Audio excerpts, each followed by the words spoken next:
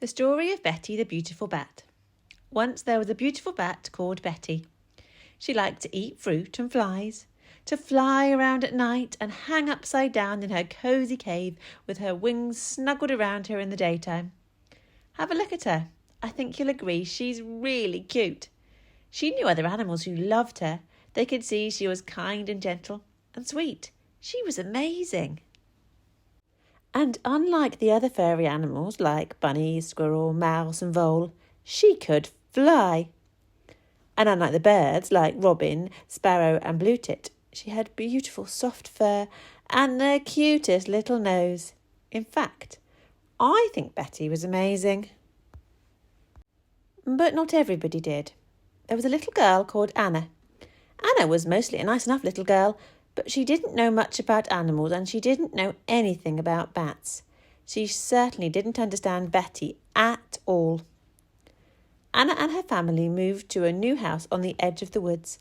There were lots of fruit growing in the garden, so on summer nights Betty loved to swoop and flitter and flutter for a nibble. She'd eat some fruit and catch some bugs that were in the air. Have you ever seen a bat fly? They are amazing, like a little ballerina, hipping and hopping and swooping through the air. Anna had never seen a bat fly. One day she stayed up late to watch the stars. That night, Betty was flying and chasing a particularly delicious-looking fly and wasn't concentrating where she was going. She flew very close to Anna as she chased the fly. Anna jumped. Gah! Anna screamed really loudly. Betty jumped. And then she flew away, in case there was something scary there. She thought the little girl must have seen something awful to scream that loud. The next night, Betty saw Anna again. Interesting, thought Betty. I'll fly close and just check she's okay. Gah! Screamed Anna really loudly. That's weird, thought Betty. She screams when I get close. So she flew close again, just to see. Gah! A horrid, bad, scary bat! Screamed Anna loudly. And once more, swoop. Gah! Mummy, Daddy, the evil bat is hurting me! Screamed Anna. Oh, thought Betty. Maybe I'm a bad animal. Maybe I'm not cute and lovable and amazing for being able to fly. Maybe the other animals only tell me that. Betty couldn't help finding it a tiny bit satisfying that she could make the little girl scream. Then she felt bad about that. If that makes me feel good, then I really am bad.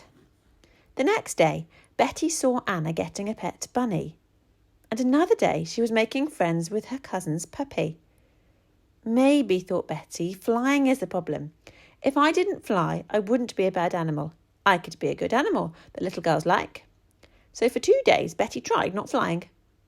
But then she couldn't catch any food, and she was just too hungry to keep on doing that. The day after, she saw Anna learning about birds and looking through binoculars.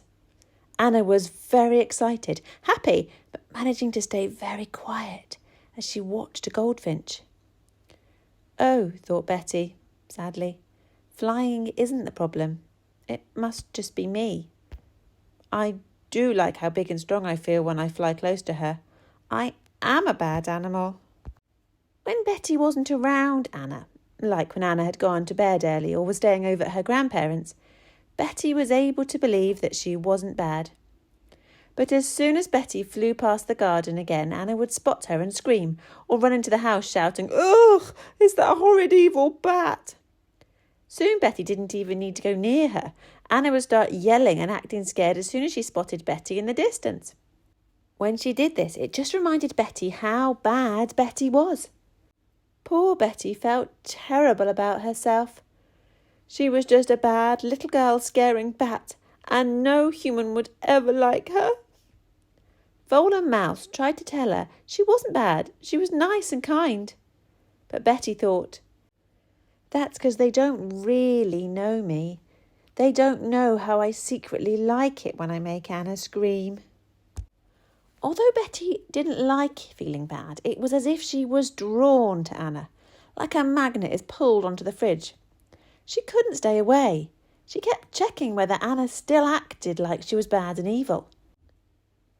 Betty liked how powerful it made her feel. Every time Betty got in Anna's sight, Anna would act afraid. Then Betty would know she was a bad animal, and then she would act bad, flying close to Anna's face just to get it over with. The worst of it all was that the other humans would comfort and hold Anna, making it clear that it was Betty that was the problem. Poor Betty. The more scared Anna looked, the worse Betty felt, and she couldn't help doing things that made Anna feel more scared. Would it ever end? It carried on for years. As Anna grew, the screams just grew louder. "Why don't you stay away from that little girl?" Jenny Wren would suggest. But somehow, Betty just couldn't. She just had to keep checking if she was still bad.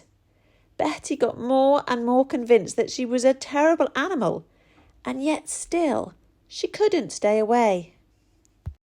Is this story just going to get worse and worse, or could there be a happy ending? How could things ever get better? Well, I'll tell you. Anna had a friend at school called Sarah, and Sarah came for a sleepover at Anna's house. Anna and Sarah were looking out of Anna's bedroom window. Betty saw them. She thought, "I know I'm a bad and scary animal. Best to get this over with," and she started to fly over. Sarah saw her first. "Oh, wow," she said. "Look, a bat!" Anna looked at her in astonishment. Sarah squeaked in excitement. "It's so cute! How cool is it? Wow, I've never seen one this close!" Anna couldn't believe her ears. She was older now and embarrassed in front of her friends, so she didn't scream. And Betty couldn't believe her ears either. What? That couldn't be right. Betty wasn't cute. Betty wasn't cool. She was a bad, horrid animal, wasn't she? Then she looked into Sarah's delighted face, and it started. Growing in her heart, the belief that maybe, just maybe, she wasn't really a bad animal. Sure, she'd done some bad things. Flying into the faces of little girls who are terrified of you isn't kind. But she started to imagine the possibility that perhaps she might not be all bad. Perhaps there was hope for her, after all. How long did it take for this tiny seed of maybe to grow into a belief that, yes, I'm a nice animal? Well, I have to be honest, it took a long time. For so long, Betty had believed that she was bad deep down inside. It took lots and lots of times where she saw humans admiring her. It started with Sarah, of course. Then Sarah and her family came regularly to the woods to look for bats. They started to bring more and more friends. One day, Anna came on a bat watch too. She didn't want to miss out when all her friends were going. She learnt lots about bats, and although she kept a distance, she learnt that they weren't all bad and evil after all.